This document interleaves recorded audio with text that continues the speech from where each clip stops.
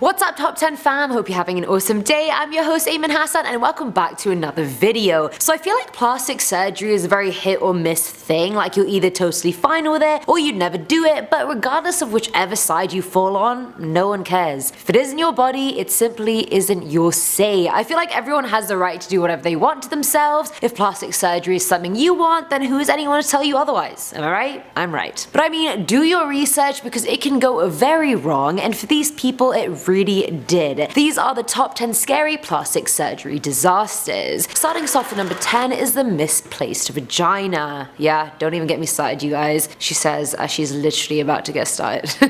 Lol. So back in 2014, Desiree White went to Tijuana, Mexico to get a tummy tuck. She went in for surgery, but for some reason there was no anesthesiologist there. So to make up for that, the medical team thought it would be a great idea to place blocks of ice on her midsection to numb her skin, because apparently that seemed like a great idea to them and they completely neglected the fact that ice eventually kills skin. And also, ice will numb you enough for you to withstand someone cutting into your stomach. But anyway, I'm not the surgeon. Either way, by the time it was done, the surgeons had pulled her pubic area up onto her stomach, leaving her disfigured and her vagina kind of very misplaced. She ended up on the TV show Botched, and the surgeons had to lower her midsection and pubic area somehow and work with the ice damaged dead skin, and that's just...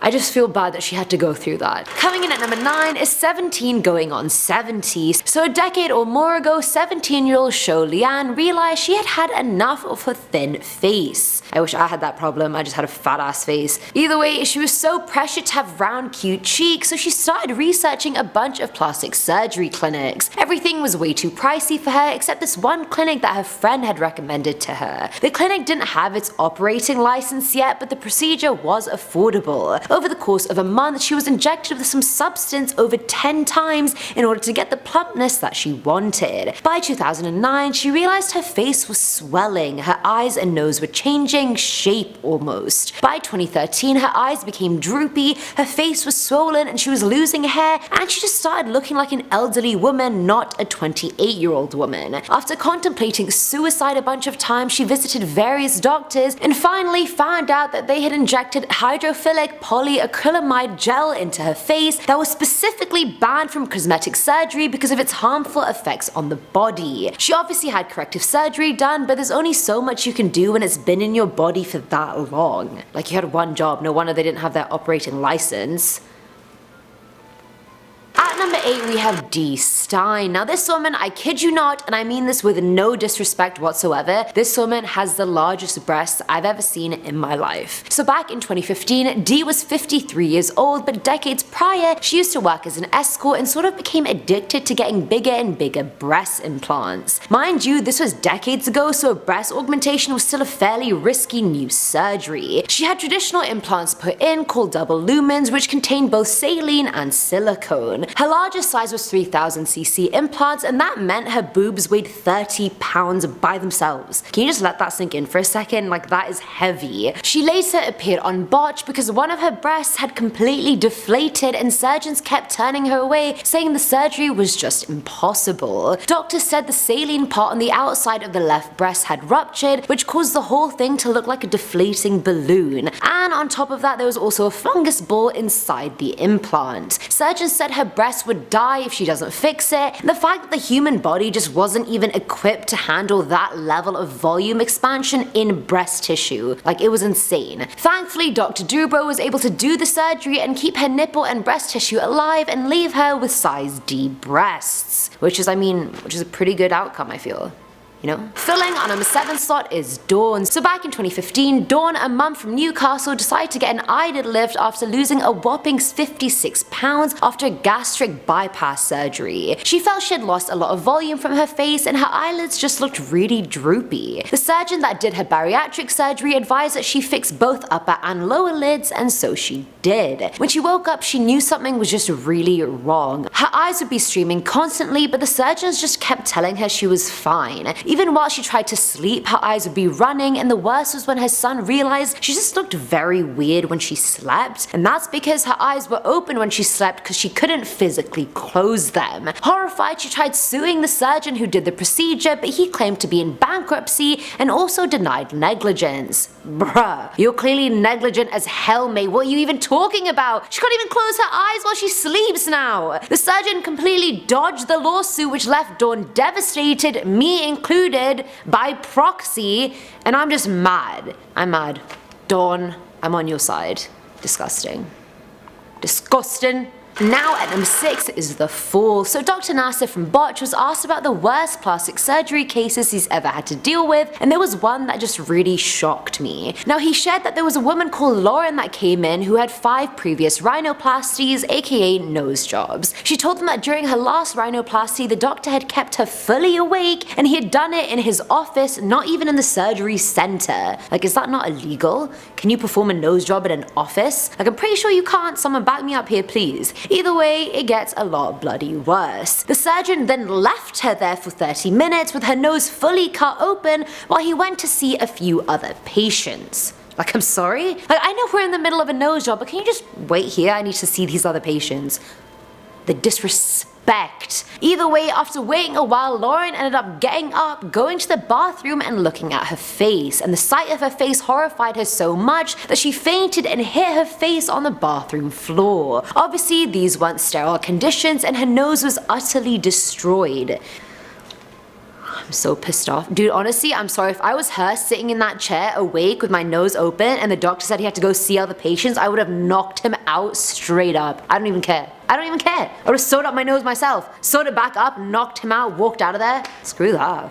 I'm pissed. Coming in at number 5 are bum breast implants. Confusing, I know. Back in 2015, Jana Stoner wound up on Botch because she had double D-sized breast implants put into her bum in order to twerk. I mean, to each their own, like I said, I'm not judging. Now the implants are 650cc each, and she says when she twerks, the implants move independent of her own body. Quote unquote, she said they have their own zip code. The bum itself looks quite misshapen and unnatural, and usually Brazilian butt lifts or ass implants are meant to look somewhat natural, but these honestly don't, and she very well knew that. Her bum implants were silicone breast implants that she got done in Mexico because A, it was cheaper, and the surgeons also promised her it was doable, and if anything, the better option. To show the extent of the damage, she shook her bum for the surgeons. Shook, not twerked. There is a difference. And you can actually see the implants just move from side to side in the video. Like, I was shocked. Like, how can any board certified surgeon put breast implants in someone's ass, but then again, maybe they weren't board certified at all. Either way, they ended up fixing her derriere with a buttock lift that would basically remove the implants but still give her a nice shape, which was again, pretty good case scenario for her, to be honest. But also, like, I just have a question, why would she believe the surgeons? Like, I know obviously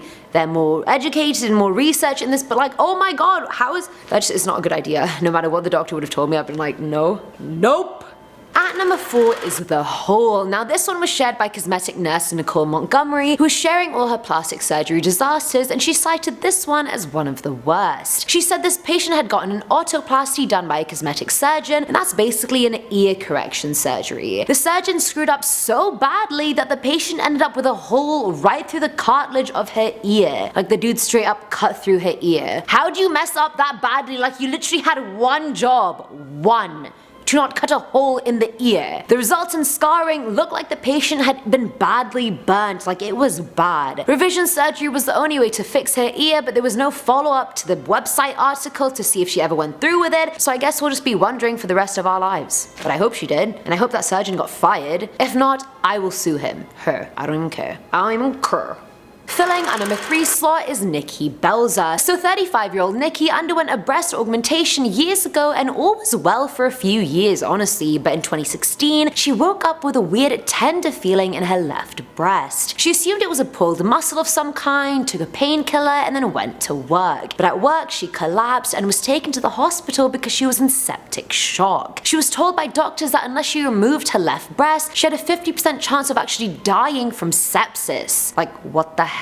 Going from a pulled muscle to nearly dying from sepsis, like, That's a big jump, 0 to 100 real quick. The doctors found a strep infection inside her left breast pocket that had spread to her blood. So for 4 months she literally only had one boob before going through a 4th reconstructive surgery to repair the nerves in her left boob and to tend to the scar tissue. Now at number 2 is Carol BRYAN. So back in 2009, after trying Botox for years and years, Carol decided enough is enough, it's time for fillers, people. So she got injected with 2 different types of fillers, both combined in one syringe, put into a part of her face that shouldn't have been. In the months after the surgery, she was all good and didn't really feel like anything was wrong, but after 3 months passed, she almost became terrified of her own face. She said she couldn't even look at herself in the mirror. Her face had swelled up so much she hid from others and herself. She said her head felt alien-like, her forehead was so very heavy that it was literally coming down and covering her eyes. She actually couldn't see unless she held her forehead up or taped it up. I mean, it's true, so many people just go in for fillers and things like that, and you honestly think like an injection can't screw you up that much, but clearly it can. Thankfully, she got corrective surgery which improved her appearance dramatically, so I guess it was a happily ever after a very much not happily ever after. It was a happily never after. And finally, at number 1 is Laura AVILA. Now a few years ago, Laura went to Juarez, Mexico to get a breast augmentation and a nose job. It was bad. From the start, it was bad. From the start, not even post-surgery, like right from the beginning. She started suffering from complications from the anesthesia. They had injected it into the wrong place in her spine, and that in turn caused severe swelling in her brain. That caused her kidneys to fail, and then she went into cardiac arrest and was put into a medically induced coma to try and prevent any further brain damage because the situation was already pretty horrendous. Laura's fiance Enrique came to pick her up from the procedure at 3:30 p.m. and doctors told them that they were still waiting for her anesthesia to wear off. Hours later, the doctors finally couldn't stall any longer and called the local hospital for help, but sadly she died very soon after getting to the other hospital. And like, you'd be surprised how many death plastic surgery stories there are out there, like it is bad. And that's it for today's video, guys. I hope this shed a light on how bad it can get with plastic surgery. Like, even if you've done your research, even if you know exactly who you're going to, it may not always go to plan. So guys, do your research. Even more so, like,